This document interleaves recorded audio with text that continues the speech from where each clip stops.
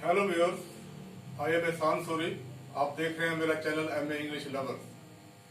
First of all viewers, आप मेरे channel को सब्सक्राइब कर दें और इसकी बेल को प्रेस कर दें ताकि आप मेरी हर आने वाली वीडियो को देख सकें। व्यूअर्स, आज हम डिस्कस करने जा रहे हैं जॉन मिल्टन की एज ऑफ जॉन मिल्टन।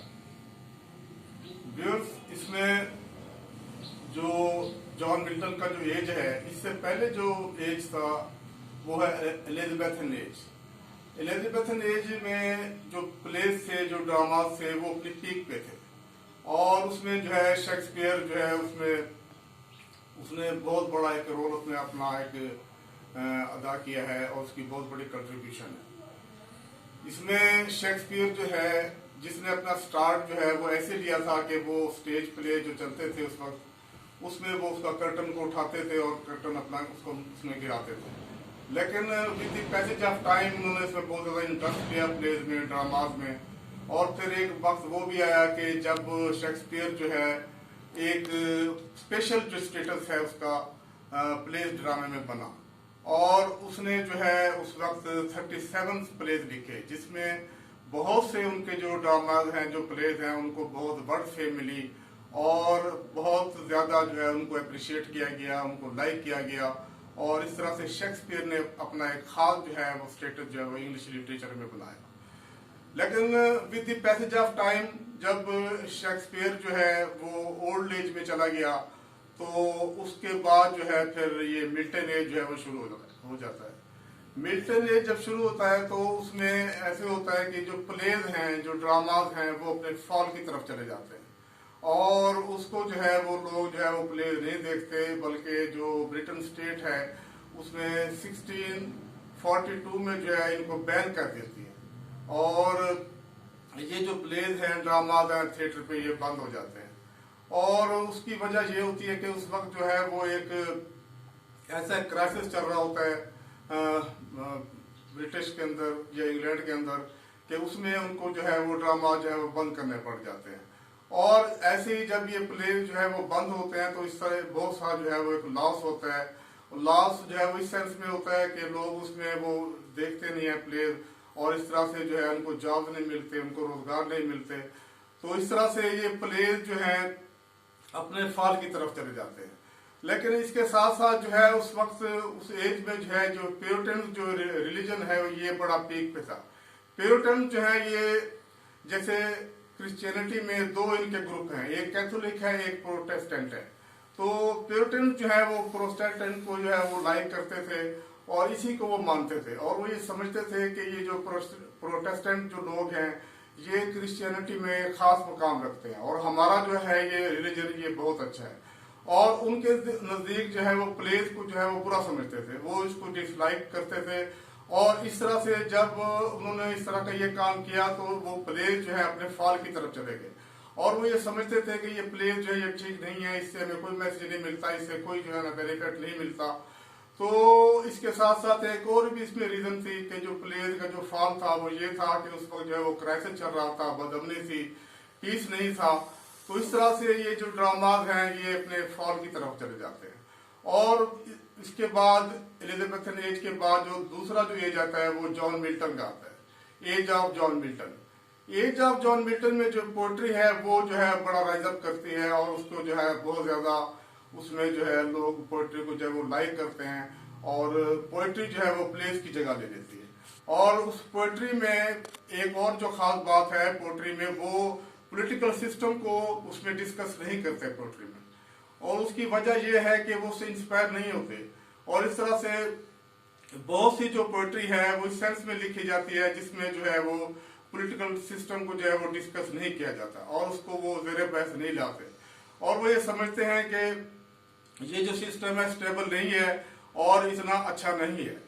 तो इस तरह से पोएट्री जो है वो बड़ी अपने जो है काफी अपने अरूज पे चली जाती है और बहुत पीक पे चली जाती है। और इस तरह से भी इसमें जो ड्रामा है वो अपने जो है ना वो फॉल की तरफ चला जाता है।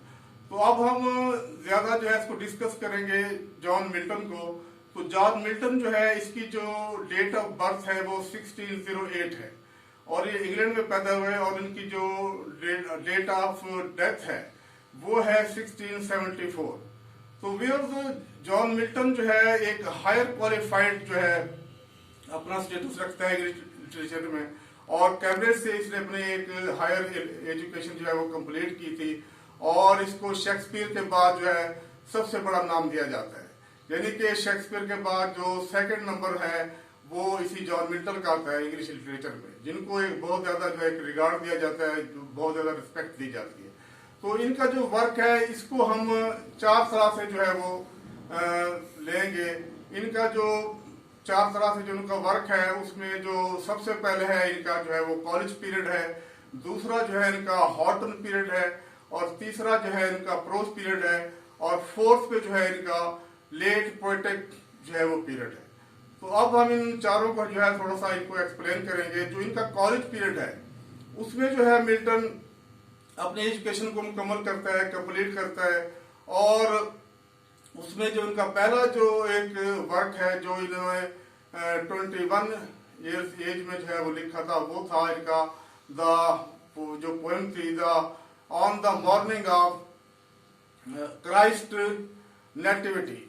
तो ये इनकी पहली पोएम थी जो इन्होंने 21 साल की एज में जो है वो लिखी थी, और इसका जो वो एज है वो है 1629 में इन्होंने जो है ये फर्स्ट जो है पोएम लिखी थी। और उस तरह से इन्होंने फिर अपना इसमें एक इंटरेस्ट लिया और राइटिंग में, और उसके बाद जो है इनकी जो दूसरा जो इनका एज है वो है इनका हॉटन एज।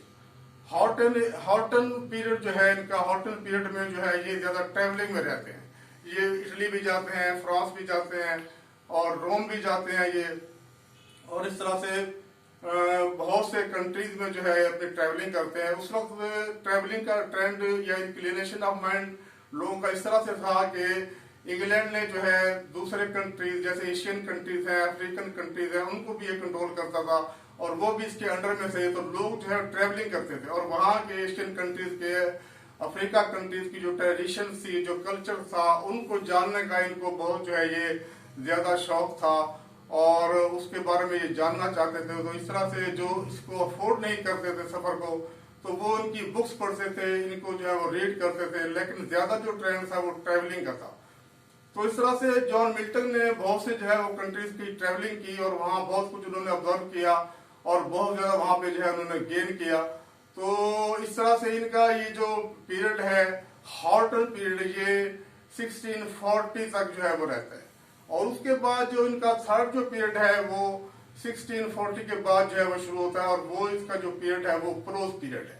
तो प्रोज पीरियड में जो है इसका जो वर्क है उसमें इसने जो है बहुत अच्छा उसमें जो है वर्क लिखा है, और इसमें एक इनका जो वर्क है वो है रिलीजियो मेडिसी, और दूसरा जो है इनका वो एक है हाइड्रिक फेट वर्क। ये 2 वर्क इन्होंने जो है ये पम्फलेट जो इन्होंने लिखे थे, और इसमें जो है ये पार्लियामेंट को जो है उससे डिफर करते हैं, और उसमें ये कहते हैं कि इनको जो है वो आज़ादी देनी चाहिए। और इसी तरह से इनका एक और वर्क जो था वो इसमें ये भी था कि फ्रीडम ऑफ एक्सप्रेशन, इसमें भी इन्होंने बड़ा फेवर किया था, और राइटर्स को इन्होंने बड़ा उसमें जो है एक फेवर दी थी उनको कि जो राइटर्स हैं उनको फ्रीडम दी जाए और उनको लिबर्टी दी जाए, ताकि वो अपने जो है वो बात कर सकें और अपनी जो है वो बात दूसरे लोगों तक पहुंचा सके। तो इस तरह से